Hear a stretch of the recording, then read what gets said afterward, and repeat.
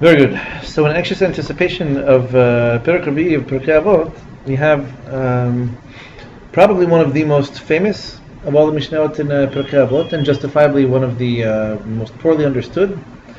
It's very easy to quote from. It's very difficult to actually understand or appreciate what the Mishnah is saying, let alone what it's trying to teach us on a deeper level when you just scratch the surface. But we will dive right in and make our best efforts.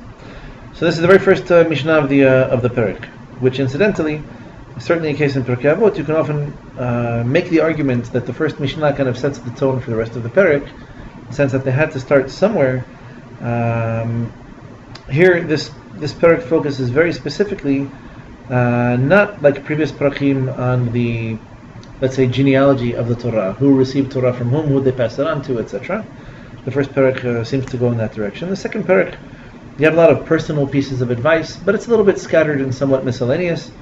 The third Perek talks a lot about perspective, about paradoxes, about the relationship between this world and the non-physical world, perspective on life and how to conduct yourself in it. The fourth Perek really does talk about midot, maybe more explicitly than the prior three. What you consider important or not, what's good, what's bad, how people break down into different categories, etc. So the Mishnah reads, Ben Zoma Omer, and Yohan's going to ask me later why specifically Ben Zoma, and we're going to have a discussion about this. Ben Zoma Omer, Ezeu Chacham Halomed Mikol Adam. Right? Ben Zoma asked the question, who is Chacham? Maybe truly, maybe genuinely, maybe a real Chacham, but Ezeu Chacham Halomed Mikol Adam. Who is genuinely wise? One who learns from anyone. Shneimar Mikom Malamdai Hiskalti Ki Ilvotecha Sichali. It's a pasuk in Perek Kuf Yotet Tehillim. From all of my Mikom Malamdai Hiskalti, from all those who taught me, I learned. I became more wise. I became wiser. Ki Ilvotecha Sichali. For your commandments, your mitzvot, are my discourse, my discussion. It's a very bizarre pasuk. We'll have to understand what he means. Ezehu Gibor, okay, and we'll have to translate Gibor as who is strong, one who's genuinely strong. Hakovesh et Yitzro, one who represses or suppresses his Yetzer. And we'll have to define this a little bit more carefully too. Lichbosh in Hebrew means a lot of things. There is lichbosh, like to conquer a city. So if a city or a town was conquered, kivisha would be the right word. It also means, in culinary terms, brining something or pickling something. So kivashot in Hebrew would be pickled vegetables. Something that was pickled in liquid, typically water or vinegar, and almost always with salt, sometimes something sweet as well. So it's called kabush. Why is it kabush? Because I conquered my carrots. I beat them up and they quit, they gave up, they tapped out. So kabush in the sense that they're suppressed, right? Think soprasata, right? They're suppressed. They're forced under pressure to behave the way I want them to. So if I have them in a jar with a weight on top and sitting inside liquid with spices that I want them to absorb, they're under my control. So hakovesh et Yitzro, one who, let's say, controls, suppresses, represses, we'll have to discuss. Hakovesh et Yitzro. Shneimar, one who conquers his, maybe instinct would be the best translation for this, Rav Ashkenazi style. Shneimar, as it is said, it's a pasuk in Mishlei. Tov arach hapayim migibor. Right? Better is one who has patience. Arach hapayim has a long face, literally, than someone who's maybe ferocious or some gladiator. Umoshel berucho milochei de'ir, and one who literally controls his spirit. In the poetic balance of the pasuk, is also better than one who captures an entire city. Ezehu ashir, who is genuinely wealthy. Hasameach bechelko, one who is content with his portion, with what he has. Shneimar, yigia kapecha ki tochel ashrecha v'tov lach. It's pasuk in Tehillim. Yigia kapecha ki tochel, should you eat from the hard work, the labor of your hands. Ashrecha v'tov lach, you're praiseworthy and it's good for you. Ashrecha ba'olam hazeh, So you're praiseworthy in Olam Hazeh, but Tov Lach La'olam Haba. You get a double bracha for that particular one. Finally, Ezehu Mechubad, who is genuinely honored. HaMechabed et HaBriot. Briot in this context usually refers to people. Generally refers to people. Briot could mean in general all creatures or all creation, but normally here we're referring to people. Shenemar, as it is said, this is Mishlei as well, Ki mechabedai achabed uvozai yeqallu. Ki mechabedai achabed, I shall honor those who honor me, ubozai yeqallu, and those who ignore me or those who disparage me or denigrate me, take me lightly, will be either cursed or taken lightly themselves. In the context of the Pasuk in Mishlei, we're talking about the Torah warning us that those who take the Torah seriously and honor it will be honored themselves, and those who don't take the Torah seriously will not be honored. So we have a bunch of holes, like Swiss cheese, in these Pasukim that we brought as proofs for what seem to be pretty simple concepts. It's almost as if the Pasuk makes the drasha itself more complicated. So who is the considered genuinely wise? One who learns from everyone. So, we've spoken about this in the past. Left to my own devices, I would assume the only person I have to learn from is the person who is more educated or more experienced than me. What does it mean that I can learn from everyone? So Dawid says, no, what do you mean? I have a pasuk that proves this is the case. Show me your pasuk, Dawid. Mikol malamadai hiskalti ke'elvotecha sinchali. Means what? Mikol malamadai hiskalti, I've become more knowledgeable, I've become wiser. From whom? Mikol malamadai, from all of my teachers. Everyone who's taught me has contributed to my knowledge base, to my intellect. Everyone's qualified to be a teacher, Shlomo. Every person that you come across, everyone that you... The Mishnah is trying to quote a pasuk as a proof. Leave the pasuk. Make your point. Tell me. If you open to learning lots of things, you'll probably absorb lots of helpful and useful bits of information. Here the pasuk is telling you, thanks to all of those who taught me, I am, on a higher level of knowledge than I used to be. You're talking professors, you're talking elementary school, high school, beyond. You're talking of people who teach as a profession, is what they do for a living. I hear the Mishnah trying to tell you, no, you can learn from everyone. And so now I have to wedge into the pasuk a different understanding.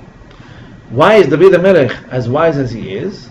Because he's learned so much from all of his teachers, and because he had the good fortune of having lots of teachers.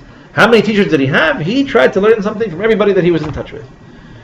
Everyone who came to him, everyone who presented a case or a situation or a story, everyone that he crossed paths with, he tried to learn something from. He considers them his teachers because they must have something to teach him. Okay, it's a hidush. It's pretty simple what the pasuk is trying to teach you. Pasuk is trying to tell you that the more you learn, the smarter you're going to be. Fine, you learn from people who teach you. Who do you consider someone who's eligible or capable of teaching? And here we have a little bit of a knetch, as we say, a little bit of a twist. Not just everyone who professes to teach or everyone who teaches professionally is qualified to give you help or advice. Maybe you don't learn everything everyone has to teach you, but at least everyone has something they can teach you. Okay. So Ezehu Gibor, who is considered genuinely strong. I'm not going to use the term courageous, that's a little bit of a modern Hebrew thing. Ezehu Gibor, who is considered genuinely strong or powerful. Hakovesh et Yitzro. And the pasuk here gives you an interesting contrast.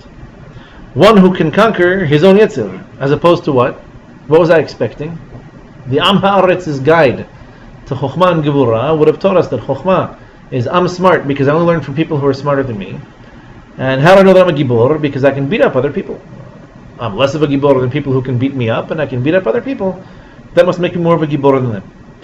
And so the tendency would be to see someone who is strong and powerful, and this is manifest how? You want to revere someone who's strong. How do you know he's strong? You know he's strong because he beats people up for a living, right? That's what strong people do.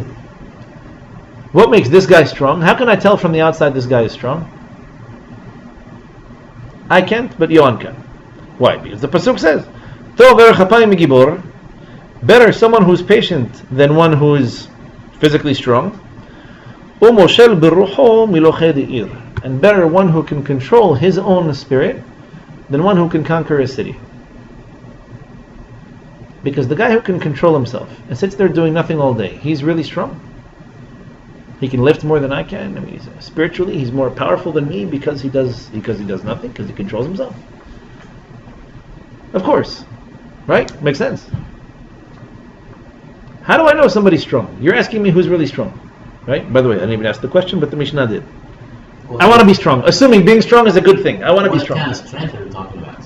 Because there is like physical strength, mental strength. Also an excellent question, because it sounds like we're asking who's really strong, and you could say, well, it could go either way. Physical, and here the Pasuk in Mishlei tells you, I prefer the guy who controls himself over the guy who destroys the city. So, one cute little interlude we can make here of Sabato is to explain the Mishnah this way. It's possible to destroy a city not out of total control over yourself, but out of a lack of control over yourself. Right? Someone who goes crazy. Someone who popped off, as we say in street talk. Right? The guy flew off the handle. So he got upset, and he destroyed somebody's car. And he beat up a bunch of people in a bar. This guy's ferocious. He must be really powerful, right? But this guy is probably lacking control over himself, and it's probably manifest in more than one way. A guy like this, maybe he doesn't make a very good employee. You have your way of doing things, I have my way of doing things. I'm going to fight with you, I'm going to argue. Okay, so maybe this isn't the job for you. Maybe this guy isn't really good as a father. Maybe he doesn't make a very good educator because he's angry and he loses control.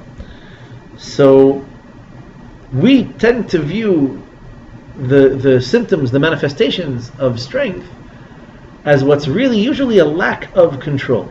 In other words, you have a certain degree of koach, but the koach that you have, the power that you have is out of control, and it manifests itself negatively. In other words, and this isn't news to us, we tend to revere or to admire or to worship people for the wrong reasons. So you see people in Hollywood, you see people in politics, you see people in the corporate world who do and say and live all kinds of crazy lives, and they do and say all kinds of crazy things. But that's not impressive. Sometimes impressive is just controlling yourself. But controlling yourself is boring. It doesn't make really good highlight videos. Okay, so maybe being strong has to do with being boring. Maybe people who are looking to make themselves interesting or looking to attract attention, really at the end of the day are doing it in a destructive way, not in a productive way. Okay, we'll have to come back and revisit. Ezu Ashir, because we all want to be rich, right? Ezu Ashir, Asameach b'chalko. So, who is genuinely wealthy? The guy who's happy with what he has. No offense, I know people that are relatively content but can't afford to buy a bag of potato chips, and I know people that have lots of money. Maybe they're not so happy with what they have, maybe they're in a constant pursuit, but at least in certain ways, their lives are a little bit easier. Shlomo's laughing, and I don't know why. Money is good, right? More money is gooder. So maybe if I change jobs or change careers and I can make 10 times more than I'm making, so this would be a contributing factor to my, it should be, anyway in theory, a contributing factor to my happiness. Before I was happy, now I'm happier. I found a job that pays even more than this, and I should be happiest. This is superlative. Mishnah tells you, no, not really such, not really so. And again, what kind of a proof is this? What are you proving to with your pasuk? You're making the question more complicated. If anything, it's the opposite. Should you be eating from, it's a conditional sentence, should you be eating from the hard work of your own palms, of your own hands, then you're praiseworthy and things are good for you. And not only, this is the only one out of the four, not only is this bracha true of Olam Hazeh, it's true of Olam Haba. You should be praiseworthy here in this world. In Olam Haba, tov lach, you have the good that's reserved for the tzaddikim, and Olam Haba will be reserved for you. What does the pasuk have to do with what you just told me? So I'm wealthy, I'm truly, genuinely wealthy because I eat from what I make. Maybe I'd be happier if I could make more. Maybe I work a lot and I don't make that much. Maybe the pasuk itself doesn't prove what you're trying to say. At least it's a very weak proof for it. So maybe I work hard enough so that my family has what it needs, and hopefully that makes us happy. But if I work really hard and I still don't have enough, then I still qualify or I don't? I don't know. By the way, the Gemara uses this as proof that a person should be extra careful to avoid tzedakah. You should be happy to eat from what it is that you produce. And you shouldn't, God forbid, have to depend on other people for your parnasah. I have a boss, you have customers, you have whatever, but that it's your own efforts that you're able somehow to meet your needs with. Interesting question. Does this pasuk, in any aspect of it, prove the point that Mishnah was trying to make? Who is genuinely wealthy? The guy who's happy with what he has. I'm expecting a pasuk that teaches me something about wealthy, something about happy, something about what I have. And so you pull the pasuk out of Olam HaTohu, and the pasuk tells me, if you eat from what it is that you yourself produce, you're praiseworthy, and it's good for you, and it's this world, it's the next world. But what did you prove? Where does wealth even come into the picture? Being self-sufficient. Right. And easy money is not going to make you happy. Only hard money. So if I inherited enough money that I don't need to work. Yeah. Chazal said this about Rabbi Yehuda Nasi, by the way. He inherits enough money, he doesn't need to work. He's got generations ahead of him taken care of. They would eat off of dishes, they could destroy them after the meal, they don't have to worry about these things. So him being content with his inheritance, So you're saying it's not enough. Huh? He's not You can destroy Right. Yeah, he's not going to feel satisfied. It's a tizzer made of gold. Yeah. He's not going to feel satisfied. If you didn't work hard for the money, you just took it. However way, you're not going to be satisfied. So you're putting the focus on I yigiyah, agree. meaning it's not enough that you worked. It's not that you did it with your own hands. It's that you worked hard with your own hands. Exactly. So because you put in a hard labor and hard effort, now you have what? You have an appreciation. I mean, ashrecha b'tov lach. That's a pretty big bracha. No, but it's mamash asamar b'chayim. By the way, the Gemara points out about this bracha. This is it appears in Masechet Chulin. This is a proof. The Gemara says that the beginning of the Perek, this is the Perek that we say after Brit Milah, right? Shir HaMa'alot, Ashrei kol yirei Hashem ha'olech b'drachav. Yihya kapecha ki tochel ashrecha v'tov lach. Second pasuk. So the first pasuk says, Ashrei kol yirei Hashem ha'olech b'drachav. Praiseworthy is anyone who fears Hashem and who goes in his paths. So the Gemara says, the bracha that was given to one who's self-sufficient is greater than the bracha given to one who's yirat shamayim.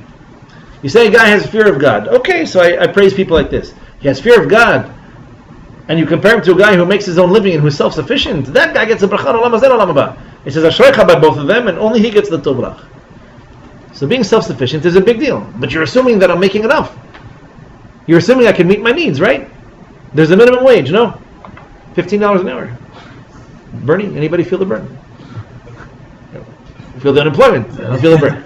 No, but there is, no matter what you gain, I mean, there's a fair, I'm not going to talk about minimum wage, I'm not going to go into politics, you are. Okay. But usually, if you decide that you're going to see the cup half full, you're going to see it half full. If you decide that you're going to see it half empty, even though you make twice as much money, you're going to see it half empty. It's a matter of... We're conflating a bunch of different issues. Yeah. You're telling me on the one hand there's a function of perspective. Maybe I I'm happy with what I have, I'm not happy with what I have. Maybe I always want more, maybe I'm content wherever it is that you put me, which is fine. Find it in the pasuk. The funny language of the pasuk is Yagia kapecha ki tochel. It's that you eat from what your hands produce. It doesn't even sound like you're eating a lot or that you're eating enough, or maybe it's not. So that's the whole Maybe point. I'd rather eat and be hungry. It doesn't matter whether you eat a lot or not. What matters is that whatever you have is what you honestly earned, and that's the and if you see things positively, that's exactly what you earn is what you need. That HaKadosh will give you exactly what you need. So it's a fascinating feature of this particular Mishnah, and it's true of a lot of Mishnayot. Every one of these examples is missing something. It's lacking. There's a point where there's an understanding that precedes or succeeds or intercedes the pasuk itself. The psukim themselves don't mean very literally what it is that we're trying to prove. Or we need to understand them in a different way or on a deeper level in order for the pasuk to make sense. Why bring a pasuk? Of all the pasukim that you could have quoted, why bring a pasuk that almost doesn't, it's like missing ingredients. There's something that the pasuk doesn't do. And we have hundreds of thousands of pasukim. Don't tell me there was a shortage. Don't tell me the bank was closed. There were hundreds of thousands of pasukim we could have quoted from. We could have quoted all kinds of things about chokhmah, about osher, about gevurah. It's just funny that it's bizarre almost that they took a pasuk that kind of tangentially addresses the issue, and in a way it kind of doesn't. So we're going to go back through all of them. This is probably the hardest one, and this is one that has a double bracha too, which is to say that as if this is the clearest of all the proofs, this guy gets a bracha on olam hazeh and olam haba. Maybe we have to understand that what he's eating is what he's capable of producing. Maybe what he's capable of producing is, by its very definition, more satiating than what he gets when he has either an insatiable appetite or he gets the money for free. We have to assume this, otherwise the pasuk makes no sense. So really, it's not saying you're going to be satiated because you have a job and you're working.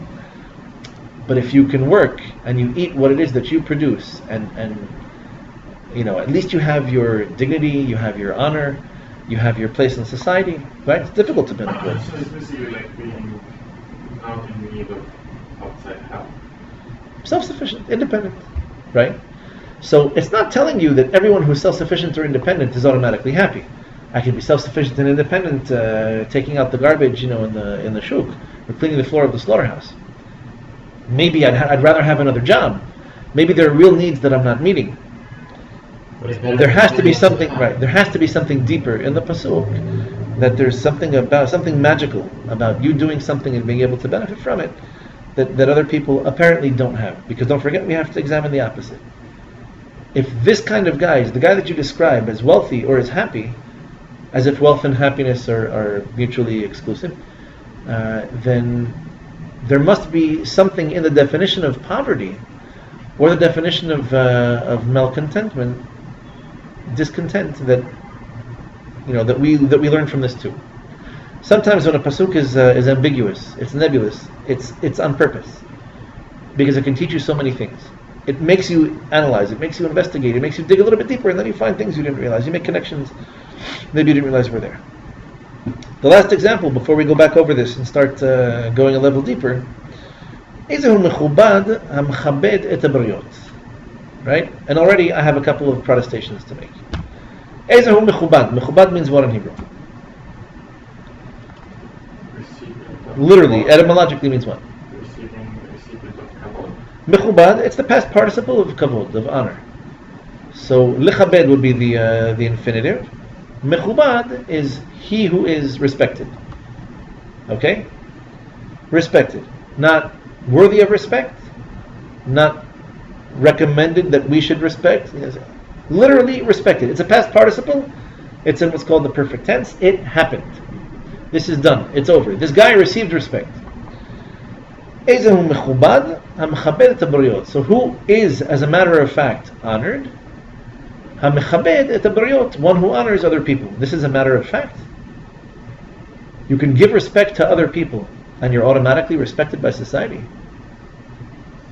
Do you not know people who try to give phony respect to people who pretend to be friends of people who try to drop names, make themselves look more? No, it's not me, but my buddy such and such, the athlete, and this guy, the politician, and that guy, the doctor, and this guy, the dentist. Well, you mentioned politics, automatically your stock goes down, but bottom line, unless you're talking to criminals. Yeah, but for example, you take the politics example. Those people are usually not respecting anybody, and nobody respects them. You give them a position of prominence, but it's not respect. Nobody respects prominence. Somehow we have to redefine respect, because if you were to ask me today who people in our society respect, you might get very crazy and very disturbing answers. I don't know that the people who do the respecting are themselves the ones who are respected. At least if it happens, I don't know that it's a one-for-one relationship. I don't know how close or how immediate the cause and effect are. I'm just pointing out that when you say mechubad, you're not saying ra'ui lehitkabed. This isn't someone who is worthy of or deserving of respect. It sounds like it's a matter of fact. This guy is respected. These are the types of people who get respect or who command respect, almost as a matter of fact, like there's no way to escape it. So this is hamchabed et habriyot, one who honors, who gives respect to other people. Shneimar, ki mechabedai achabed, ubozai yeqallu, because those who honor me, I honor them, and those who disrespect me, either I curse or I cause them to be taken lightly. They will be taken lightly in the future. And that pasuk was said by whom? To whom and about what? It's a proof, David, it's a proof. How do I know that someone who respects people is going to be respected by other people? Easy, because I have a pasuk that says what? Those who respect me, I will respect them. That's utilitarianism. That's not a society that has values that are prescribed regardless of how tall or short or fat or skinny or whatever color someone's skin is or their status in society. You give them honor. The pasuk that you gave me is tit for tat, as we say in English, right? Quid pro quo. Ki mechabedai achabed. Those who honor me, I honor them. And what do you understand in the photo-negative sense? The pasuk is there. Those who don't honor me, I might curse them. I have something negative to say about them. And this is proof of what? Remind me. Ezehu mechubad. Who is the person who de facto is respected? It's the guy who what? Who respects other people. Why? Because I have a pasuk in Mishlei, which again we're going to understand homiletically in the name of the Torah itself. The pasuk says, "If you respect me, I respect you." Which, by the way, seems to say precisely the opposite, the exact diametric opposite of what it was that you said in the Mishnah. Why are you mechubad? Because you honor other people. How do I know? Easy. There's a pasuk that says, "If you honor me, I honor you." The Godfather. When you kiss my rings, then we can talk. Read this Mishnah 1,000 times and it never bothered you. It's one of those things, you take it as granted and you move on with life. The pasuk says almost the precise opposite of what it is that you're trying to teach me. And this you bring as a proof. We understand that this is a pasuk in Mishlei, and the mashal and the nimshal, in other words, the parable, both sides of the parable, are coming to teach us about the Torah. So it's a pasuk that, so to speak, authored by Shlomo HaMelech through prophecy in the name of the Torah, that those who respect me, I respect them. You respect the Torah, and you gain respect in the outside world, right? And incidentally, we have another Mishnah right over here. Mishnah Zayin, Rabbi Yosef Omer, Kol ha'mechabed et Torah, gufo mechubad al habriyot. One who honors the Torah, not necessarily one who observes all of it. Mechabed et Torah, I mean, clearly if you respect it, hopefully you observe it. Gufo mechubad al habriyot. V'chol ha'mehalel et Torah, and one who desecrates the Torah, gufo mechulal al habriyot. His body is desecrated amongst the people. So if we're talking about the Torah, and assuming you've been through Mishlei, or at least you know so much that most of Mishlei is talking in the name of the Torah, in the name of the Shekhinah, you come out with a very interesting understanding of this. So how do I know that the recipe for respect is respecting other people? In other words, this belief that I have, this principle, this paradigm, it comes to me whence? It comes from where?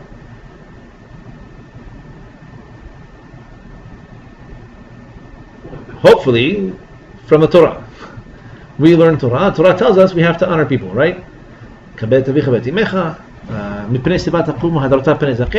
to honor your father and your mother. You have to honor and give respect to people who are older, to people who are more experienced. You have to love and help people, and not lend them money, not speak ill of them, etc. So this concept of honor, it's as if we took a shortcut. In other words, you missed a turn. Yes, it's true that you have to honor other people. Why have to honor other people? Because the Torah told you so. How do I know that the Torah itself governs the world in such a way that if I do what I'm supposed to, I'm ultimately going to get what I really deserve? There you have to trust the Torah. And the problem, this is a problem, like out of the words of the Torah itself. This is Shlomo HaMelech speaking to you via prophecy in the name of the Torah. Trust me on this one. You honor me, I'll honor you. You disrespect me, I'll disrespect you. But how that works out with other people, we'll have to explain. So, we did our first wash. Okay? We explained the psukim in the simplest possible way. We went back and we asked a couple of very intriguing questions about why these psukim that seem to prove absolutely nothing are actually brought up in this context and used, as a matter of fact, as proofs of what it is that we're trying to explain. Now we need a little bit of deeper understanding because this raises more questions than it answers. Back to Ben Zoma. Incidentally, Ben Zoma is famous for what? He appears in the Haggadah as well, correct? Where he taught us all that the Haggadah should be read, the mitzvah of telling over the leaving of Egypt, unlike almost every other mitzvah in the Torah that's done during the day, like putting on tefillin, like putting on a talit, etc., this mitzvah is to be done at night. How do I know? Because kol yemei chayecha, yemei chayecha hayamim, kol yemei chayecha lelot, that we say it when the matzah noror are in front of us, which means we have to eat it at the night, because that's the way the mitzvah works. So the Haggadah comes there too. True, he definitely deserves fame and fortune for this. Anything particular about Ben Zoma and his course of study or his background that would raise some eyebrows when you see his name anywhere? So Ben Zoma, along with Ben Azai, Elisha ben Abuya, and Rabbi Akiva, happens to be one of the four who made it into the Pardes. In his particular case, he came out a little bit disturbed. What does disturbed mean? It doesn't mean he became a heretic. It doesn't mean that he became a prophet. Ben Azai died. That was his response to the whole situation. He died. The pasuk read about him is that it's a precious thing in the eyes of Hashem that a tzaddik passes away. Ben Zoma came out with a bit of confusion. In other words, they asked him a question that appears this past week's parasha about the interdiction of castrating animals, if it applies only to animals that are sacrificial in nature, if it applies also to dogs that are not kosher by definition. And he gave a bizarre answer that kind of threw everyone off, and since then we kind of, it seems like he was a little bit, affected by his sojourn into the Pardes. So we can Elisha ben Abuya becomes a heretic, Rabbi Akiva becomes the greatest Talmid Chacham of his generation. Yeah? Can we assume that anything that is written in his name, Mishnah Gemara, will be before that episode? Ex ante facto. This is the tendency, correct. We tend not to hold so much from things that or we just don't have them. They might have just been deleted from the Talmud, or they wouldn't have been canonized into the Talmud of the Mishnah if they were erroneous teachings. Completely. The only one that we have is the one they asked him right afterwards, where he gave this very confusing answer that only in Israel you can't, and outside of Israel you can, and we don't necessarily hold that way. So our tendency is to assume that everything we learned from him, we learned before he apparently lost a little bit of his faculties. It's no offense to him. We are light years from even being able to enter the Pardes, let alone to understand what's going on. I'm just mentioning this in terms of the depth of the man and his thinking. It's a tremendous disservice to him not to mention this. Because he was part of this group, because he was one of the individuals who gained very, very restricted access to the highest levels of limud, to say that his coming out a little bit disturbed was a failure is like looking at someone who made it into the A-League in professional sports and was mediocre, instead of being a superstar. How difficult it is to get out of C, to get out of B, to get into A, then to play on a professional team and to be competitive and to stay there over the course of a couple of years. I mean, already you're talking about someone who's extremely talented, someone who's literally one in a few million. Okay, so not everyone's a superstar, but how many people even come that close? So we're going to put that out there. Okay, we took it out to defrost. So my original interpretation, my original understanding of the concept of chokhmah was that chokhmah is difficult to achieve. This I think everyone can appreciate. However you define chokhmah, nobody assumes the majority of human beings are intelligent, correct? Intelligent compared to animals, some better, some worse. I don't think you can make such a proof. So we understand wisdom to be something that's difficult to achieve, something that's precious, right? And how is wisdom achieved? I might give in to the temptation to believe that chokhmah can only be found in a Tibetan monastery on the peak of the summit of the Mount Everest, on the Himalayas. And we're told that although chokhmah is something very difficult to achieve, the reality is that the ingredients are all around you. It's not that you go to a university and only people who are admitted and only those who have access to certain professors are allowed to move on to the next level of chokhmah, because nobody owns chokhmah. There's no guarantee that if you put someone intelligent and someone unintelligent in the same room, that the less intelligent individual comes out smarter for it. Maybe he can take a few points off the IQ of the more intelligent guy, but that's an accomplishment. The ingredients of chokhmah are not something hidden, something secret, something out of the way. Yes, it's true. You understand the Pardes, it's already something else.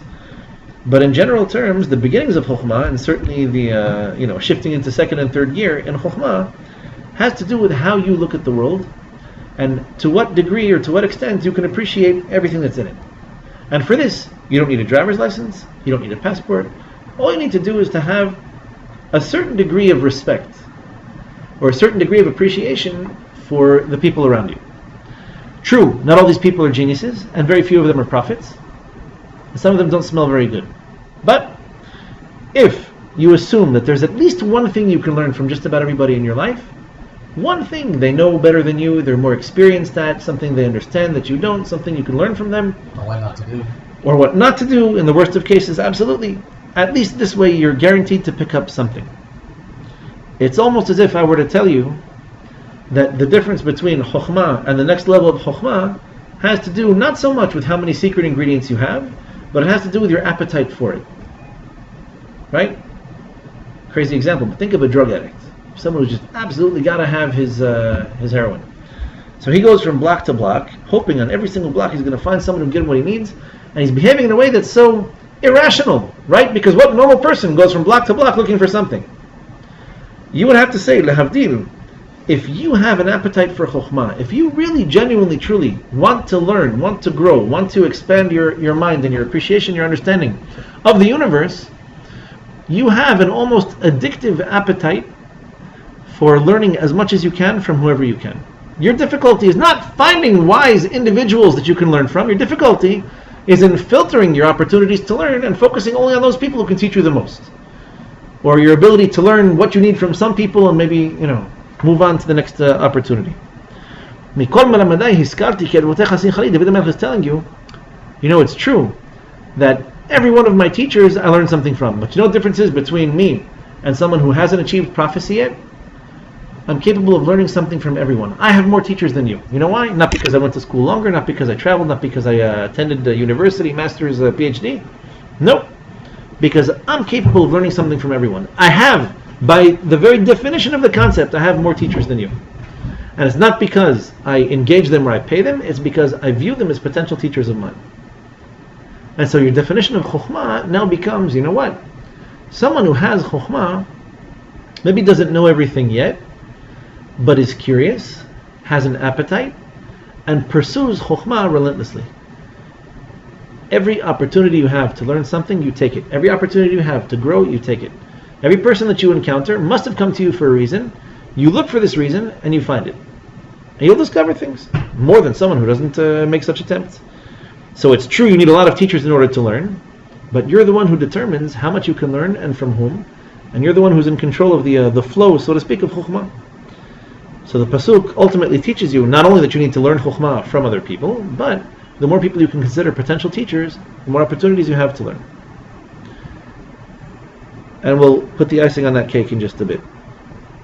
Ezehu Gibor, our understanding of strength, I want to use the term courage, but strength. Ezehu Gibor, hakovesh et yitzro. Our understanding of strength is very external, right? It's superficial, from the perspective of looking at you as someone else, and it's also very, very external. We expect everything to prove itself to us. We expect there to be visible, tangible, audible manifestations of whatever it is that we're looking for. And so if your chokhmah doesn't make as much noise as mine, right? I'm a loudmouth, people ought to listen to me. When in reality, when it comes to chokhmah, normally people who are wise don't speak that much. And so lots and lots of people will go after the person who makes a lot of noise and who, beats on his own chest. Not necessarily because he's by definition smarter, but because he attracts attention to himself. Strength is much the same way. How do we define strength? We define strength as someone who can subdue someone else with his strength. I have more strength than you. My strength, compared to yours, is greater only because I can overpower you. Theoretical question, Dawi. How much of my life do you think I'm going to spend wrestling with you? Or boxing with him? Or challenging him to an arm wrestle? How much of my life am I going to be sitting with one person and trying to physically overpower him? How much of my life am I going to be spending with myself? with my own nefesh, my own ruach, my own neshama, my own advantages and disadvantages, my own habits, good and bad habits, my own social structures, my own social circles, etc. People are very quick to draw conclusions from what are very fleeting examples. So I once saw this guy get really mad and beat somebody up, and we said, oh, that guy must be really strong. The reality is, the bigger challenge, and where your strength is much more constantly in demand, is when it comes to controlling yourself. And because you're going to accomplish infinitely more if you're able to keep yourself under control than you could if you spent the rest of your life looking at and comparing yourself to other people, or even fighting with other people. You get into a physical fight with someone, what's the point? The point is, physically I'm stronger than you.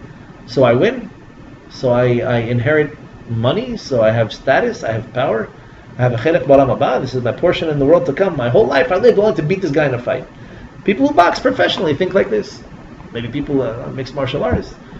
But at the end of the day, the bigger struggle, the bigger fight, the real A-League, so to speak, when it comes to strength, is your ability to fight with yourself. This is a fight that never ends. It's a fight that has much more serious and much more long-lasting consequences. And it's a fight that really proves who you are, what you're capable of being. Because it's a function of sheer potential. Maybe I can beat you in a fight, maybe you can beat me. When it comes to me challenging my own yetzer, maybe I can learn 1,000 books over my lifetime, maybe 10,000, maybe 100,000. Maybe I can commit to achieving the maximum. Maybe I can get the ultimate, squeeze every drop of potential that I can out of my own neshama. That's going to be a function of how strong I am against myself. How good I am at criticizing myself. How good I am at training myself. How good I am at catching myself when I'm making a mistake. How good I am at not falling into despair and trying again and pushing. Sure, I believe in myself. I believe in my capacities. I believe in my abilities, and I keep on pushing and I keep on fighting. For me to defeat you, it could take me 5 minutes. For me to defeat myself is a lifetime. It's a much bigger fight. Yes, it's true that someone who conquers a city is evidencing something, maybe physical strength, maybe a little bit of strategy. But the reality is that the more in control of yourself you are, the more you're capable of doing. If you want, and how it makes you feel better. In military terms, the general isn't the one who actually does the fighting himself. The general is the one who takes responsibility, who devises a plan, who strategizes, who allocates resources, and he's the one who really wins the war. Technically, you have the guys that are taking the bullets and that are, facing the bombs themselves. But the reality is that the brain, so to speak, even of a military campaign, at the end of the day, is the one who needs to constantly stay in control of himself. He can't get angry. He can't get upset. He can't look for revenge. He can't take stupid chances with the soldiers or with the technology or with the information. And this is something that your average soldier doesn't have. And that's why some people move on, advance in military careers, and some don't. But that's just it. I'm not impressed by the guy who holds a gun and who shoots. I'm impressed by the guy who knows when to shoot, when not to shoot, to be in control of himself, when a conflict is worth entering and engaging in, when it's not, etc. So Tov Verach Apayim Gibor, what the Pasuk in Mishlei is telling you is, you're much more powerful if you can evidence, if you can manifest control over yourself. You're capable of accomplishing a lot more than conquering one particular city. And by the way, we have to look at the opposite side too. You're going to accomplish a lot more if you're in control of yourself. We need to appreciate that accomplishing a lot more might be relatively simple things. Holding down a marriage, for example, is a tremendous accomplishment. It doesn't sound like it is, but it really is, because it's a constant challenge. Every single day you're being challenged. Every single day there's someone who's different from you. You're trying to negotiate. Do we do this? Do we do that? Do we go here? Do we go there? Do we spend on this? Do we spend on that? It's a tremendous challenge. Maintaining a business, continuing to gain your parnasah is a tremendous challenge. So we're impressed by the people who explode and blow things up and shoot guns and rockets. Much more impressive is someone who can perform consistently, get things done, and do something more productive for themselves, their family, and ultimately for the community. Move on to the third example. So who is genuinely rich, so to speak, genuinely wealthy? One who is content with what he earns. The pasuk didn't make sense at all. No offense to the pasuk. if you work hard and that's what you eat, the labor of your hands is what you consume. Why the double bracha? Why is this so much more enviable than a chacham or than a gibor? You would think osher, something physical wealth. Who cares about physical wealth? No one cares when it comes to chokhmah if I'm wealthy or if I'm poor. Nothing to do with it. And when it comes to gibura, when it comes to strength, who cares if you're strong or you're not strong? Do you learn? Are you able to accomplish certain things? Maybe your strength, however you define it, is going to determine how much you can and can't learn. But who cares when it comes to chokhmah? Why is osher the one thing this guy has a double bracha in olam hazeh and olam haba? For what? For not borrowing money. For not falling on hard times. Maybe there's a little bit of mazal in these things. Guy has a heart attack, or a guy has an accident and he can't work anymore. Maybe he can't earn his own parnasa. For this, he loses a bracha, both in olam hazeh and olam haba. The pasuk itself it teaches a number of things. In fact, Chazal learned from this a couple of things. There's a discussion in Masechet Baba Kama, where the Gemara teaches us that a person is more content with one qab, 1 liter, let's say, of his own money, than with 9 measures of someone else's. What does that mean?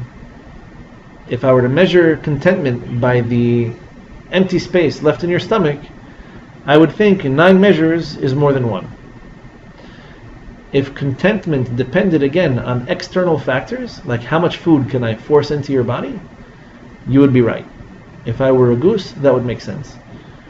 If contentment doesn't depend exclusively on how much you have in your stomach, but how it got there, then you redefine the entire concept. So when you eat from the labor of your own hands, effectively what you're doing is taking responsibility for yourself, making sacrifices, putting in hard work, and the unwritten concept of this particular example is that you're creating and maintaining dignity and respect. When you can make your own living and you don't need anybody's help, you're independent. And to be independent, to be an adult, gives you dignity and respect. I'm a dignified human being. I might not have a lot, but I don't want to be a burden. I don't want to be a tirha on anybody else. I make my own living. I pay my own bills. I cut my own checks. I don't need anybody's assistance. Maybe I could move into a bigger house if somebody gave me money. Maybe I could buy more food, or I could live on fancier clothing and silverware, etc. if I were to get more money. But the very concept of dignity doesn't necessarily have anything to do with actual wealth. Dignity is in being proud of what you're able to accomplish. I do what I need to do, I get the job done, and although compared to other people it might not be that much, this is what gives me my contentment. This is what makes me happy. The Gemara says that a person is more content with 1 qab of his own accomplishment than with 10 qabin of somebody else's. Basically what it's telling you is that this has more satiating power to it. True, I can only afford 1 slice of pizza, and that guy can buy the entire pie. But that 1 slice of pizza, it means a lot more to me than just physically giving me calories, physically sustaining me.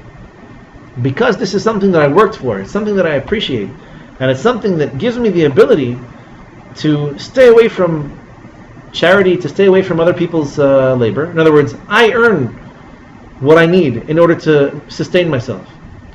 And instead of being a burden, being a tirha on other people, I'm able to sustain myself and be proud of myself for what it is that I'm able to do. There's a tremendous difference. You'd rather be a little bit hungry and have dignity than to be eating someone else's house and have none. So the verse is not really explaining the statement. The verse is telling you how to get to the statement. How do you really feel satisfied and rich when you think for yourself? The Mishnah is making a bombastic statement. The pasuk itself is supposed to make you ask a question. Right? It's funny. This is Chazal's way of dragging you into a deeper conversation. Because if they gave you everything on a silver platter, you would never appreciate it. By the way, on the context of if I gave you Mishnah and you say, here's a Mishnah, I learned it by heart, now I understand something. Okay, so I taught you something you didn't know. If I give you a Mishnah and I make you think about it, and I make you work for it, and I make you struggle to understand it, Now it's your Mishnah, it's not mine. You have your own interpretation of it, you have your own understanding of it. This is for you a place of respect. And this is what the Mishnah is coming to you. A deeper level of Yigeh Kapecha Kitochel is where not only are you able to attend a shiur or hear something and say, I learned something, and that's great. The goal is to bring you to a point where you ask yourself these questions. How does the Mishnah look? The structure of the Mishnah. Ben Zoma tells you, here's a question, here's an answer. Here's a question, here's an answer. Here's a question, here's an answer with an extra bracha. And here's a question, here's an answer. If it's simple, question, answer, it's an open and closed book. I don't need to make that many efforts.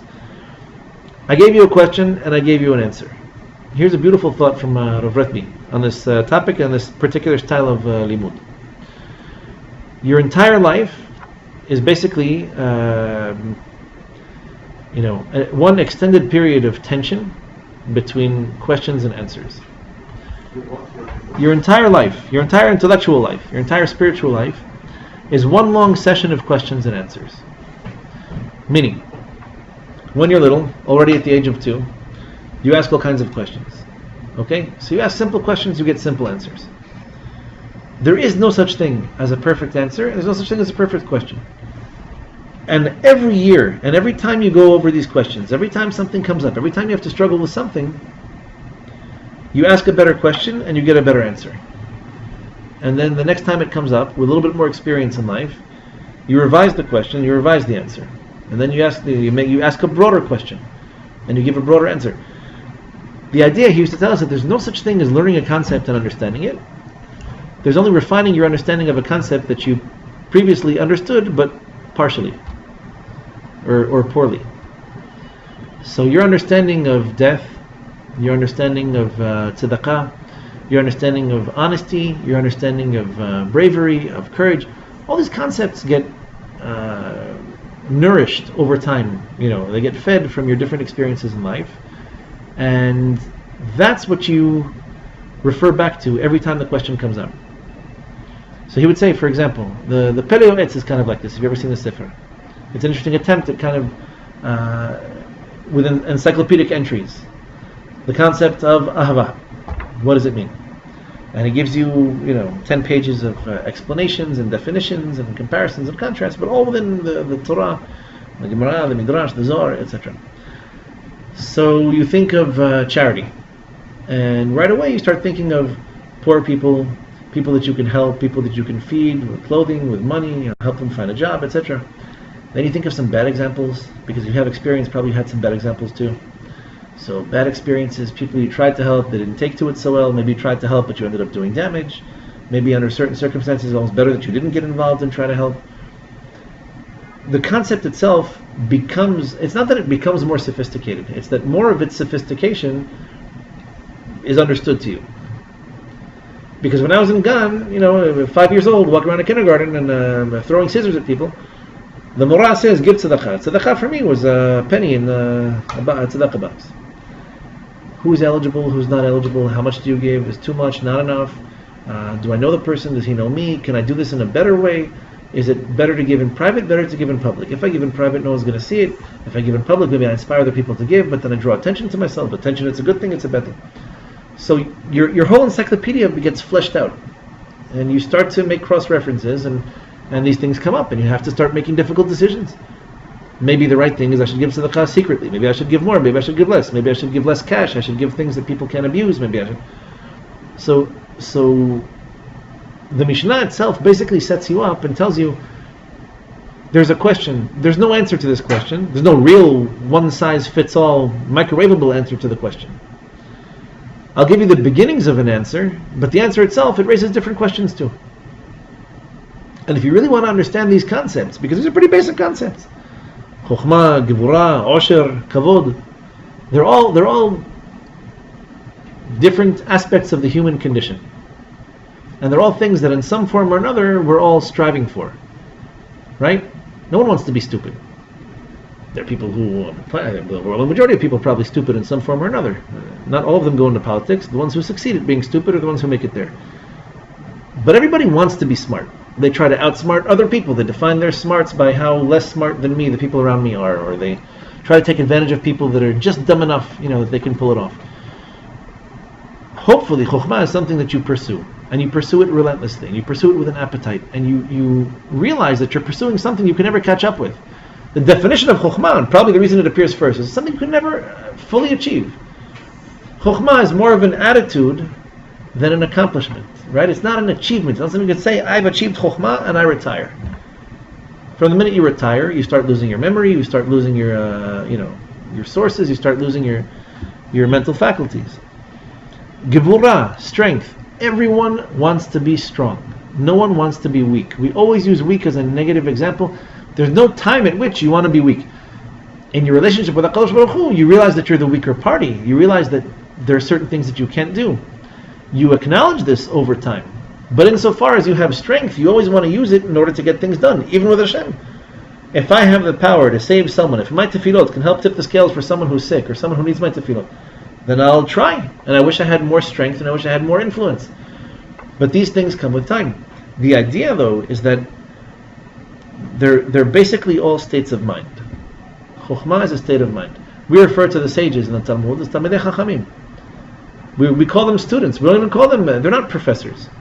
It's amazing. The Goyim, they call it professor emeritus. I have a funnier hat than you, and I have more colors in my gown than you have. Must be that I'm smarter and more accomplished than you. Could be I have a doctorate for 30 years, I haven't published anything. And it could be that you've learned more and read more and done more than I have. By us, Talmidei Chachamim are perpetual students. They're always studying, they're always learning, they're always trying to accomplish more and to achieve more in learning, but you realize that you're chasing a moving target. The same is true of Gevurah. Really, I want more strength. What's the key to more strength? Just like with Chokhmah, it's an attitude, it's a state of mind. Wisdom is everywhere. It's scattered all over the world in tiny little pieces. You just go pick them up. Sometimes you find a bigger piece, you find a smaller piece. But to say that there's no Chokhmah here means you probably missed the point. You missed something, you missed an opportunity. There's the same can be said for Gevurah. You're looking for strength, you don't know where to find it. And so the answer is, you're not going to find strength by stringing together accomplishments. I beat up this guy, and I broke that thing, and I killed this. Strength is something you find within yourself. In fact, the only limiting factor to your own strength is your own strength. You need to exercise your spiritual muscles, and you need to appreciate the fact that the more you can control yourself, the better you are at controlling your moods, the better you are at controlling your attitudes, the better you are at recovering from bad days or prolonging the good periods, the more strength you're going to discover. So again, the magical ingredients to strength, you don't have to cross the ocean to find them. You have as much strength as you could possibly want, more strength than you're ever going to discover, ever going to need, and your ability to achieve it really only requires you being kovesh et yitzorcha, meaning you control your instincts. As if to say, the only thing preventing you from achieving more strength is yourself. And the better you are at struggling with yourself, the more strength you're going to find. That's not paradoxical. You think of strength like a gladiator. The lion beat me, I beat the lion. But the reality is that you have a tremendous amount of strength in you, like everyone else with a neshama. The only reason that your strength isn't maximizing all of its potential is because it's a function of how in control of yourself you are. Meaning you were born with a little bit of strength, learn to turn it internally, right? Learn to turn your strength on yourself, control yourself, you'll get much more productive, much more constructive, much more consistent results. And the results aren't to be found in the gym. You don't find strength in the gym. Maybe you go to the gym to keep your body physically strong. Going to a mental gym, going to a spiritual, psychological, emotional gym means learning how to deal with different situations and continuing to pursue what you need to without detours, without breakdowns, without depressions, etc. It's hard. It's hard because these things are instincts. What you're trying to conquer is your yetzer. You're trying to conquer something that comes naturally to you. This is what my mind, my body, my nefesh does after I have a bad day, after I have a bad job interview, after I have a bad date, after I have a bad fight with my wife. Okay, patch it up, you walk it off, have your glass of spiritual apple juice, and you move on. The next day, Bezrat Hashem, you'll pick up the fight and you'll discover more strength. So the same applies to the Osher. Wealth, it's a great thing. When you think of wealth, you think of having resources that other people don't have at their disposal. What makes me wealthier than you? I have more money, you have less. So I can buy things you can't buy. I can go to places you can't go. I can wear things you can't wear. I can eat off of utensils that you can't eat off of. And that makes me a better person. Well, it makes me a person who has more resources at his disposal. Hasameach bechilko is another example of you, just like with the Gibor and like with the Chacham. It's you changing your perspective, controlling yourself or regaining control over yourself. And just like Parnasah, profit and loss, it's a two-sided statement. If you can control your appetites, if you can control your desires, if you can control the amount of money that you spend or maybe even waste, and if you can learn to appreciate the bracha that there is, even in a little, then you do have resources at your disposal that other people don't, because you can operate at an efficiency that no one else can. If I have to go to a soup kitchen, okay, I'm probably going to fall into this psychological conundrum, which is I'm depressed, I don't have a job. Don't get me wrong, if you need tzedakah, you have to do it. But I'm depressed, I'm upset, I'm lethargic, I'm in despair. And normally people who are in situations like this are looking for cheap thrills. You're looking for anything that'll pick you up, anything that'll cheer you up, right? Women, they get upset, they eat cheesecake or ice cream. I'm sure every culture has some equivalent to this. So people who go to a soup kitchen are able to eat a lot, not because the food is for free. It definitely helps, but not because the food is for free. They eat because they're trying to fill their depression and their anxiety and their insecurity with something that gives them a little bit of comfort. And the food, you eat it, it tastes good, you eat more, maybe you feel better longer, but it's a very temporary feeling. When you go to work and you commit your life to dignity, to working, to being independent, in fact, hopefully to helping other people, which is the real sign of wealth. First of all, you're a good example. Second of all, the fact that you're in control of yourself means that you don't let your infinite appetites get ahead of you. Okay? I'm not Donald Trump, but if I were Donald Trump, and if I had an appetite for married women and for people of influence and trying to turn the world inside out with my appetites, I'd probably need to make a lot of money in order to meet interesting and influential people. And you make a lot of money, you finally meet these people, and you find out that the more money you make, the more influential you can be. And it really becomes an addiction. It's nice, I'm sure he's done something nice with his money at some point, but it's not to say that he's more content than I am or capable of contentment. The fact is, now he's running for president of the United States because people were saying maybe he's just bored. Just a wealthy guy got bored. He needed a challenge. He needed something to do. Doesn't mean he's going to be good at it, but he's got this hole in his stomach and he wants to fill it somehow. If I can work in a dignified way, make my own living, and appreciate that my labor has results, that I can produce something that's good for something, and I can actually benefit from it, I've learned a lot of lessons about life. And I can probably appreciate the fact that even a slice of pizza costs money. The food that we consume, it costs money. I can eat as much as I want, make myself morbidly obese, and then have to work in order to keep up with it. Or I can work enough, I can eat enough, I can drink enough, I can sleep enough, I can buy enough clothing, and I can appreciate not the volume or the quantity of the resources I have at my disposal, but the quality of them. I can appreciate how far a dollar goes. Why can I appreciate this? Because I work hard for them, and because I try not to waste them, and because if we spend them responsibly, I don't have to go back to work the next day in order to pay for all sorts of crazy expenditures and really long credit card bills. So only working can teach you this. Only when you're actually working, when you actually appreciate how hard it is to make money and how easy it is to spend it, to burn it, and to lose it, you appreciate a different dimension of money. Not so much the quantity, volume aspect of it. You can appreciate the quality, and you can operate, again, at a higher degree of efficiency. I realize that it doesn't take much to get by. And sometimes when you're very busy in life, when you're working really hard on a project, when you're traveling, you'll find that all of a sudden, magically, when you're inspired to do something, you don't sleep that much, you don't eat that much, you don't drink that much, you can focus and you can get things done in a day or a week or a couple of weeks that it would take you otherwise months to get done. And that's because efficiency is the secret of the game. It's not so much a function of how much you eat. As a matter of fact, the Rebbe used to point out one of the qalot that we have in Parashat Ki Tavo, Lechem tochal v'lo tisba. And he said this is the worst qala of all. It's not that you don't have bread to eat, it's that you eat bread and it doesn't satiate you. No matter how much you eat, you still have this empty feeling inside you. And what bigger qala can you get? So I work, I plant the wheat, I chase away all the parasites and all the insects and the rodents and the birds. I water it, the plant grows, I have to keep it from mold and from bacteria, etc. Finally we harvest it, and we dry it, and we grind it, we make bread, and you eat it and you have no sense of satisfaction from it. It doesn't do anything for you.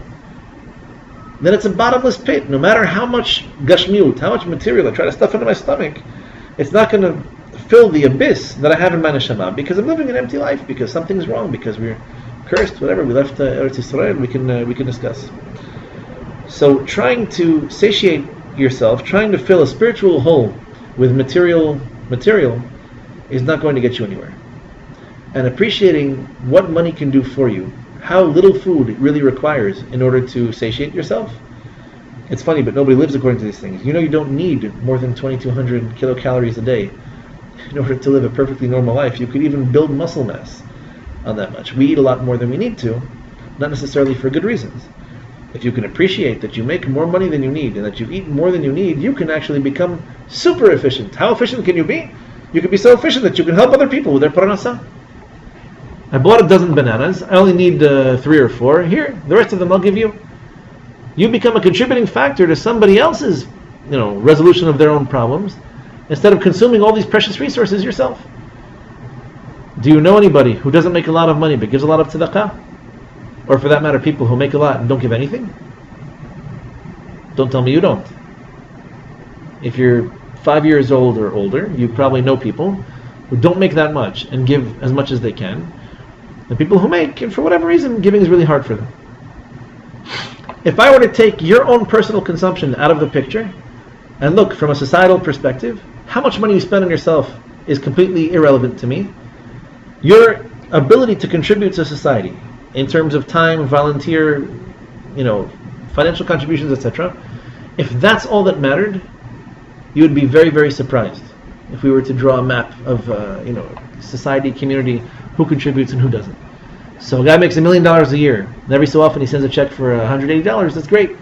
A guy who makes $50,000, $60,000 a year and struggles to give what he can is doing something tremendous. And proportionately, he's actually giving more than the other guy. So he's operating at a higher degree of efficiency. Instead of consuming the money himself, he appreciates that he can do more and help other people and help other causes.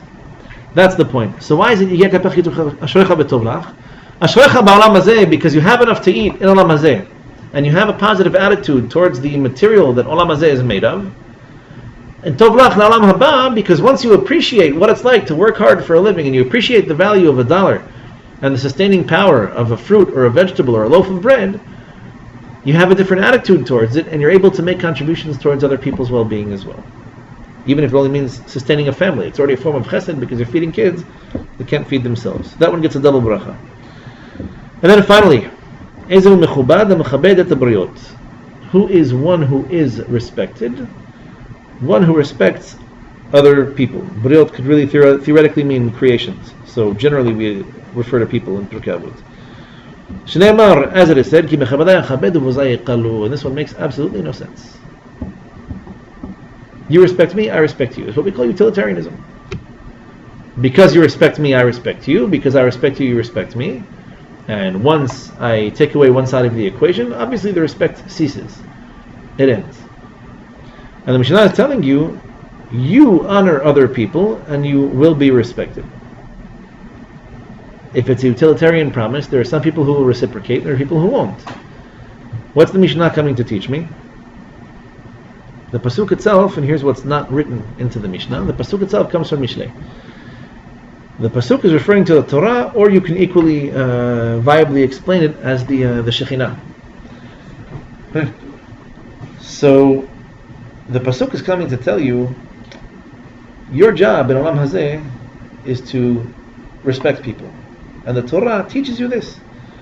It teaches you to respect people who are less fortunate than yourself, widows, orphans, converts, the poor, etc. It teaches you not to be proud of yourself. It teaches you not to be arrogant. It teaches you to respect people who help and contribute to society. like teachers, like your parents, older siblings, the elderly, etc.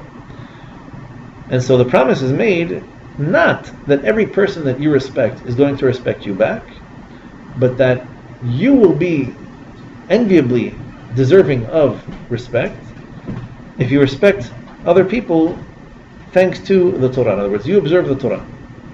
Real respect will come to you eventually. Maybe not right away, maybe not from everybody in the same degree, but your ability to appreciate and respect other people, if you really appreciate the nishmatic aspect of life, you appreciate, as we said in the first part of the Mishnah, everybody has something to teach me.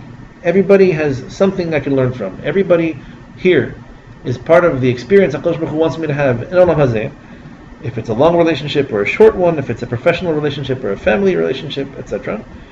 If it's a person who is wealthier than me, who's poorer than me, who's smarter, who's not as educated, etc. If my respect for everyone comes to me from the Torah, ultimately I will merit, I will deserve true respect. It might not be the kind of respect they manufacture in politics or in Hollywood, but true, honest, genuine respect will ultimately come my way. Chazal said that the person who chases after kavod runs away from him. Someone who in the Mishnah Pirqei Avot that Nigid Shema Avad Shemeh, someone who spends his whole life defending his name has no name. You have no reputation. If all you do is have to justify your reputation, in fact, the word reputation, try to explain why your reputation is what it is, at the end of the day, that's all you have. Your reputation is supposed to precede you. People are supposed to hear about you because of what you do, not because you fight about your reputation. Your reputation is an extension of who you are. It's a result, it's a consequence of what you do. Kavod very much works that way. If you wait for people to respect you in the utilitarian sense, you have no understanding of kavod. If you do what you need to do, you radiate kavod. You don't take it, you give it. And by radiating kavod, the people see that this is someone who has spirituality, someone who has an appreciation of life, an appreciation of his role in Olam Hazeh, and they will ultimately come around to it. Someone who's more focused on taking than he is on giving doesn't shine very brightly, spiritually speaking, and therefore you won't find very much kavod. The idea is that kavod, more than the rest of the items in the Mishnah, is a result of a certain kind of lifestyle. You could say the same for chokhmah. It's a function of your perspective, the way you look at life and what you do. The same is true of gevurah, how hard you work on yourself. There's no limit to what you can accomplish. Osher, your ability to be content and your ability to appreciate what things in Olam Hazeh, even physical things, can do for you and other people, is definitely something that's almost unlimited in its scope. And the same is true of kavod. Kavod is not an end in and of itself. It's a medium. Kavod is supposed to follow people who do the right thing and run away from people who do the wrong thing. The more you focus on kavod, the less worthy of it you are. And if I'm only honoring you so that you honor me, it's a utilitarian relationship, and it's ultimately going to fail. If I honor you because the Torah tells me to, and I have a belief that you as a human being can appreciate what it means to be honored, if I can look at you as someone who can potentially teach me something, if I can control myself from judging you and from giving you a hard time and from comparing myself unfavorably to you, and if I can content myself with what I make and I don't look at you as someone that I either want to take advantage of or someone I want to emulate because you're rich and famous, then kavod happens automatically. This, by the way, is a definition of the Shekhinah. The Shekhinah is not something that we don't chas v'shalom pray to the Shekhinah. The Shekhinah is not a separate entity. It's what appears when things are right, when things are the way they're supposed to be. Husband and wife live together peacefully, the Shekhinah is there. Not because they give it money, not because they pay the Shekhinah bill, not because they speak to it. It's just what appears, what naturally precipitates out of thin air when the spiritual situation is correct. Someone's learning Torah, the Shekhinah is with him. Why? Because he's doing what he's supposed to, and so naturally a little bit of extra ruchaniut comes his way. Someone who observes the mitzvot, someone who respects other people, the same thing. I appreciate that you have a neshama that HaKadosh Baruch Hu gave you. What you do with it is your business. What I do with mine is mine. I'll judge you favorably. I'll do whatever I can to learn from you. I'll give you respect. I don't expect it back. And so ultimately, although this might not be true of everybody at the lowest possible level, ultimately the values that the Torah teaches and the promises that the Torah makes are that eventually kavod will catch up with you. It may not be until after you pass away, but true respect tends to find people. It's a very funny thing. We'll conclude with this, that Rosh Sabata once pointed out about tzaddikim and talmidei chachamim. He said, you think they live a really easy life where everybody respects them, everybody listens to them and everybody does what they tell them to do. Rav Moshe Feinstein had they published a biography of his, I think, in the late 90s or the early 2000s, where everything seemed so rosy. All these famous letters he wrote, all these Pirqei Avot, and how he became prominent. One of the things that Rav Sabato used to say that he resents is that no one shows the challenges that he had in becoming a great Rav. Letters that were written against him, books that were published against him, people tried to tear apart all his Pirqei Avot. People accused him of all sorts of heresy and insanity for making a psak like this, a psak like that, on brain death, on artificial insemination, very famous questions that he ruled on. Rav Shlomo Zalman Auerbach in Yerushalayim, who lived at the same time, was also maligned by everyone who, certain communities where people are very inflexible and not so appreciative of new perspectives. He was very respectful of soldiers. When he saw soldiers, he'd give them a hug and a kiss and give them a bracha, and he would, he didn't serve in the army, but he respected and appreciated the sacrifice that some people make. They threw dead cats at his house.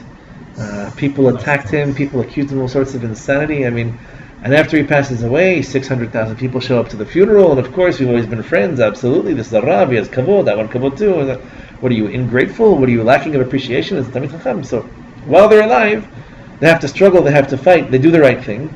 After they pass away, they have these funerals with 500,000 people there. It's a very powerful lesson for life. But the reality is that kavod ultimately does catch up to you. It's just that when you stop running. But at the end of the day, doing the right thing, investing in the right things, doing what's right for you and for the rest of society, the Shekhinah and kavod will be there. If that's all you're focused on, then you're not doing what you're supposed to, and automatically these things disappear from you. But the same is true of contentment, it's true of wealth, it's true of strength, and it's true of kavod. Do what you need to do, change your perspective, and the world around you will change for the better. So, Yishar Kol Chachem, B'ezrat Hashem, we'll see you guys next week.